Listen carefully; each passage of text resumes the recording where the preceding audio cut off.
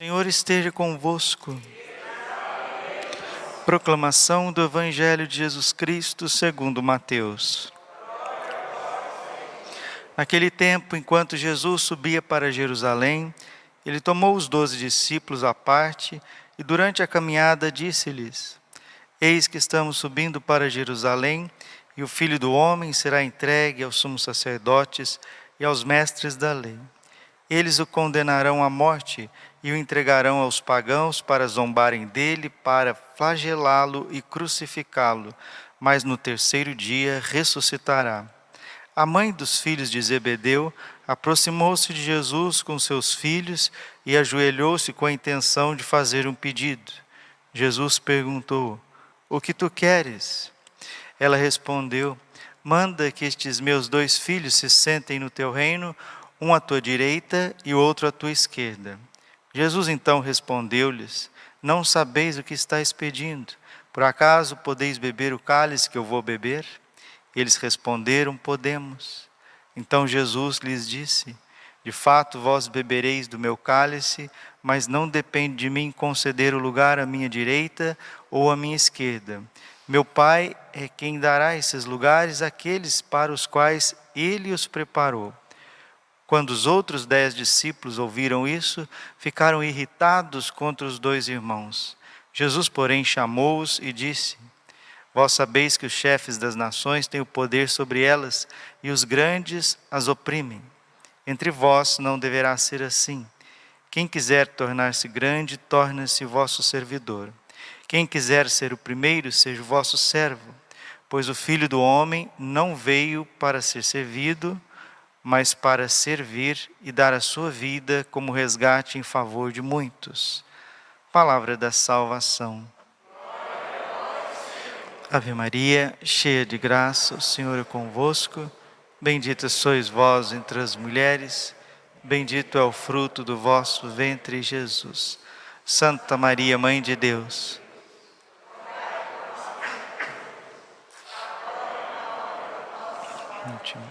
vinde Espírito Santo, vinde por meio da poderosa intercessão. Imaculado coração de Maria, vossa amadíssima esposa. Podemos sentar um pouquinho. Jesus manso e humilde de coração. Mateus 20, 22. Jesus então respondeu-lhes: Não sabeis o que estáis pedindo. Por acaso podeis beber o cálice que vou beber? Por acaso podeis beber o cálice que eu vou beber? No Getsêmani, nosso Senhor Jesus Cristo pede para o Pai afastar dele o cálice da paixão. E a mãe de Tiago e João, infelizmente, levada mais pelos seus quereres humanos do que pela fé verdadeira, esperança e caridade, quer que os seus filhos, até com boa intenção, estejam ao lado de Jesus no seu reino. É assim. Maria Salomé, mãe de São Tiago e São João, somos nós. Quando nós vamos rezar, quando nós nos ajoelhamos aos pés de Jesus, nós estamos cheios de medo, cheios de ilusões e de interesses. São essas 3 forças que, infelizmente, nos atravancam, impedem o caminho da santificação e da nossa configuração com Cristo. O medo, as ilusões e os interesses.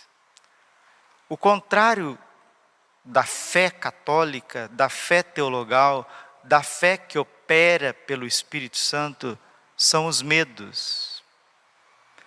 O antagonismo da fé é o medo. Tem gente que acha que o contrário de fé é não ter fé. Sim, esse é um aspecto.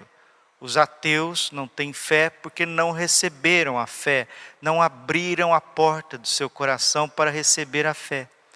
E aqueles que já receberam o dom da fé pelo batismo, pelo crisma, pela santa comunhão, pela Eucaristia, pela pregação da palavra, nós que já recebemos o dom da fé, o que é o contrário da fé? É o medo. Medo disso, medo daquilo, medos, cálculos, o medo gera ilusões, as ilusões geram interesses. Os santos não são movidos por medos. Os santos, aqueles que viveram antes de nós, que estão canonizados, né? São João Bosco, Santo Padre Pio, São João Maria Vianney, São João Paulo II, Santa Teresinha, Santa Catarina de Sena, Santa Rita de Cássia, Santa Teresa d'Ávila. Os grandes santos são movidos pela fé, pela esperança e pela caridade. Os não santos, quem são os não santos? Não são necessariamente os réprobos condenados ao inferno. Os não santos somos nós. Nós não somos nem ateus, nem pagãos, graças a Deus, nem réprobos, nem pessoas obstinadas no mal, no pecado, mas também não somos santos. Então, qual que é a diferença dos santos e dos não santos? Os santos, pela oração, pela penitência, pela humildade, pelo sacrifício, rezaram assim: seja feita a vossa vontade, Pai, não a minha. Nós que não somos santos ainda, nós insistimos em prevalecer a nossa vontade. E isso gera dentro de nós o medo, as ilusões e os interesses. Somos movidos assim e não percebemos. O remédio é a fé. Que o medo morra dentro de nós, que o medo seja arrancado do nosso coração. Não é à toa que a Bíblia traz 365 vezes a expressão não tenhais medo. E quando o Papa São João Paulo II fez a sua primeira homilia ao mundo em 1979, quando assumiu o governo da igreja, ele disse: non abbiate paura, não tenhais medo, não tenhais medo. Abri as vossas portas ao Senhor que vem. A esperança faz com que as ilusões vá ficando todas para trás e a gente vai vendo as coisas com os olhos de Deus. Padre, quando a gente vê as coisas com os olhos de Deus, qual que é o nome disso? Isso chama-se esperança. Por isso que as pessoas desistem das outras. A mulher desiste do marido, o marido desiste da esposa, os pais desistem dos filhos, os filhos desistem dos pais, os fiéis desistem dos seus pastores, os pastores desistem dos seus fiéis, porque não veem as coisas com os olhos de Deus. Quando a gente vê as pessoas, o mundo, a história, com os olhos de Deus, isso tem nome. Isso chama-se esperança. O Papa Bento XVI escreveu encíclica sobre a esperança, Spe Salvi. Romanos, capítulo 8, versículo 24. Sois salvos pela esperança. Esperança é isso. É ver-nos, é ver os irmãos, é ver até os nossos inimigos, a igreja e a história com os olhos de Deus. Romanos capítulo 5, versículo 5. A esperança não decepciona. E o contrário da caridade são os interesses. Infelizmente, Maria Salomé, mãe dos dois prediletos de Jesus, estava sendo movida por interesses. Até belos interesses. Ela queria que os seus filhos estivessem reinando com Jesus. É um interesse bonito, um interesse lícito. E Jesus pergunta: não sabeis o que estáis pedindo? Por acaso podeis beber o cálice que eu vou beber? Jesus está falando da sua morte, está falando da sua traição, está falando das suas torturas, está falando da sua humilhação, está falando do espetáculo de ignomínia que cairia sobre ele, vindo dos homens e dos demônios. Está falando da sua santa cruz, da sua sede, está falando do abandono do pai, está falando da espada de dor do coração imaculado da sua mãe, está falando das coisas mais santas e dolorosas de todos os tempos, do coração de um Deus que é homem, de um homem que é Deus. E a coitada da mulher, movida simplesmente por interesses humanos, está cega. Assim somos nós. Peçamos ao Senhor nosso Deus que nessa quaresma sejamos curados. Peçamos a Deus. O livro da imitação de Cristo nos diz assim: muitos são os amigos da minha mesa, poucos são os amigos da minha cruz. De fato, por graça de Deus, São Tiago, filho de Maria Salomé, se tornou o primeiro mártir. E São João se tornou o discípulo predileto do coração de Jesus, o único que foi preservado do martírio e teve a visão do Apocalipse e morreu com mais de 100 anos. A oração de sua mãe foi atendida, mas não foi atendida conforme os seus medos, conforme as suas ilusões e conforme os seus interesses. Muitas vezes, aquilo que estamos rezando e oferecendo a Deus e pedindo e buscando, Deus está ouvindo? Sim. Deus nos atenderá? Se for para a nossa salvação, sim. Mas pode ter certeza, não será como você está imaginando. Nós imaginamos muito. Santa Teresa d'Ávila, que além de ser mística, era uma grande psicóloga no sentido de entender os sentimentos, as emoções humanas e saber explicar. Ela dizia sempre: a fantasia é a louca da casa. E quando fantasiamos demais, amamos de menos. Peçamos, queridos irmãos, nesta quarta-feira da segunda semana da quaresma, o dom da fé, da esperança e da caridade. Porque a caridade, o amor, ele cobre uma multidão de pecados. Romanos capítulo 13, versículo 10. A caridade é o cumprimento perfeito da lei. Que morra em nós aquilo que move-nos para o mal e que cresça em nós aquilo que nos move para o bem. Ontem a igreja e o mundo foram surpreendidos pela notícia que o Papa Francisco irá consagrar a Rússia e a Ucrânia no próximo dia 25 de março, dia da Anunciação de Nossa Senhora. O que dizer disso? Muitas coisas já estão circulando pela internet e mundo afora. A Rússia já foi consagrada, a Rússia não foi consagrada, e essa controvérsia que muitas vezes gera até raiva e discussões entre as pessoas dentro da igreja. Eu não quero ir por esse lado, nunca fui. Vamos pela história, pelos fatos, que isso nos ajuda muito mais.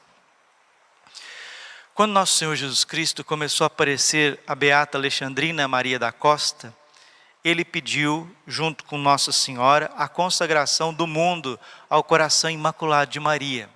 E no pontificado do venerável Pio XII, no dia 31 de outubro de 1942, o Papa Pio XII, a pedido dos divinos corações, através da beata Alexandrina, que é portuguesa, consagrou o mundo ao coração imaculado de Maria. Em meio à Segunda Guerra Mundial, que foi de 39 a 45, o Papa Pio XII fez a consagração pedida pelo céu. Isso redundou, graças a Deus, com o fim da Segunda Guerra Mundial. Em 1982, no dia 13 de maio de 82, depois do Papa, um ano depois do Papa João Paulo II ter sofrido aquele atentado na Praça de São Pedro, onde o turco vai atentar contra a sua vida, vai atirar, milagrosamente a bala desviou no organismo do Papa. Isso foi, sim, todo mundo já sabe, porque é documentado e etc. Foi uma encomendação, esse crime contra o Papa, contra a vida de São João Paulo II, foi uma encomendação da KGB russa. Quiseram matar o Papa, destruir o Papa, porque viam nele um grande empecilho para a expansão da União Soviética, para o Império Soviético, para o Império de Terror, para o Império Vermelho. E São João Paulo II, milagrosamente, foi protegido por Nossa Senhora de Fátima. E em gratidão, em resposta amorosa ao céu, um ano depois, ele vai até a Fátima, Portugal, e faz a consagração também particular no coração dele, do mundo e até da Rússia, no seu coração, ao Imaculado Coração de Maria. Eu vejo que essa consagração de 1982, ela redundou no quê? No prolongamento do pontificado do Papa João Paulo II e na proteção da sua vida, na sua santidade. Mas ainda não era aquilo que o céu tinha pedido. Aliás, o que o céu pediu? Nossa Senhora disse, dia 13 de junho de 1917, na segunda aparição dela em Fátima, que ela viria pedir a consagração da Rússia ao seu coração imaculado e a guarda dos 5 primeiros sábados de cada mês, para que a guerra acabasse, a Rússia fosse convertida e fosse dado ao mundo um tempo de paz. Ela disse que viria pedir. A irmã Lúcia, em 1929, ela morava em Tui, na Espanha. Quem apareceu para ela foi o Sagrado Coração de Jesus. E o Sagrado Coração de Jesus disse assim à irmã Lúcia: o céu, eu, o Pai, o Espírito Santo, nós queremos que o coração imaculado de minha mãe seja exaltado junto com o meu coração imaculado, para que o mundo veja que a paz e a conversão dos povos e o progresso da igreja seja dom também do coração imaculado de minha mãe. E daí surgiu esta consagração da Rússia ao coração imaculado, provinda do Papa em união com todos os bispos do mundo. Pois bem, no dia 25 de março de 1984, a pedido do céu, o Papa São João Paulo II, ele convocou uma cerimônia solene na Praça de São Pedro para a consagração da Rússia ao coração imaculado. Algo que não aconteceu por forças maiores, internas e externas. E o Papa não nomeou o nome Rússia, não colocou expressamente o nome Rússia, mas aqueles países que o céu mais pediu. Foi válida esta consagração de 1984, dia 25 de março, mesmo dia que o Papa Francisco irá consagrar a Rússia novamente ao coração imaculado de Maria. A pergunta, foi válida? A irmã Lúcia, que estava viva ainda, ela disse, não foi como Nossa Senhora pediu, mas o céu aceitou. E em consequência dessa consagração, graças a Deus, graças à providência de Deus e à intercessão da Virgem, o muro de Berlim caiu e as repúblicas soviéticas se dissolveram. No entanto, a consagração colegiada da Rússia ao coração imaculado de Maria, como uma apoteose, como uma cerimônia muito solene, isso ainda não aconteceu. Então vamos nos alegrar e agradecer o céu, porque Jesus disse a Pedro, o que ligares na terra, eu ligarei no céu. O que desligares na terra, eu desligarei no céu. Um Papa consagrando um país, seja qual país for, ele tem um poder muito grande, porque o Papa ele tem as chaves que Jesus deu para ele. O Papa é o vigário de Cristo, o doce vigário de Cristo na terra. E quando o Papa obedece o céu, principalmente as visitas de Nossa Senhora, isso redunda num bem muito grande para a humanidade. Agora as pessoas estão perguntando, essa consagração próxima agora do dia 25, que será numa via sacra, numa celebração penitencial lá em São Pedro, lá em Roma, no Vaticano, essa consagração vai ter o valor e vai ter o poder que o céu pediu? É isso que nós estamos nos perguntando. Será como Nossa Senhora pediu? Porque o que a Virgem pediu é o Papa unido junto com todos os bispos do mundo numa cerimônia solene para que o mundo veja essa consagração ao coração imaculado de Maria. O que irá acontecer depois dessa consagração do próximo dia 25, sexta-feira, sem ser nessa, na outra? eu tenho certeza absoluta que o céu irá acolher. Graças virão. Mas, faço uma ressalva, tanto é que essas consagrações não foram como o céu pediu, que a Rússia não se converteu. A de Pio XII foi particular, a de 82 foi particular, a de 84 não foi mencionado o nome da Rússia. E essa, como ela será? Será definitiva? O céu acolherá? Nós estamos obedecendo mais a Deus ou aos homens? Pergunta. Rezemos pelo Papa Francisco, rezemos pelo fim do conflito, esse conflito bélico. Desculpe, meus irmãos, ele não é nada perto do conflito ideológico que já espalhou por um século nesse mundo, fez muito mais vítimas. O livro negro do comunismo nos mostra mais de 150 milhões de mortos pelo regime comunista. E se a Rússia não for consagrada expressamente, como o Coração Imaculado pediu, ela continuará espalhando os seus erros ideológicos pelo mundo, causando perseguição à igreja. O Santo Padre vai sofrer cada vez mais, os bons serão martirizados, perseguidos, e nações inteiras serão aniquiladas. A palavra aniquilado significa reduzido a nada, reduzido ao pó. Peçamos com todo o nosso coração, unamos aos santos anjos, a São José, para que essa consagração seja feita conforme o céu pediu. Porque se a gente faz as coisas como Deus pede, como o pedido de Maria Salomé, né, que pediu para que São Tiago e São João reinassem do lado de Jesus. Jesus concedeu essa graça, mas não do jeito que ela imaginava. Talvez nós estejamos imaginando muitas coisas em relação à Rússia e à mensagem de Fátima. Deus irá atender? Sim, mas talvez não da forma que nós imaginamos. Glória ao Pai, Filho e ao Espírito Santo, como era no princípio, agora e sempre. Coração Imaculado de Maria, confiança, saúde.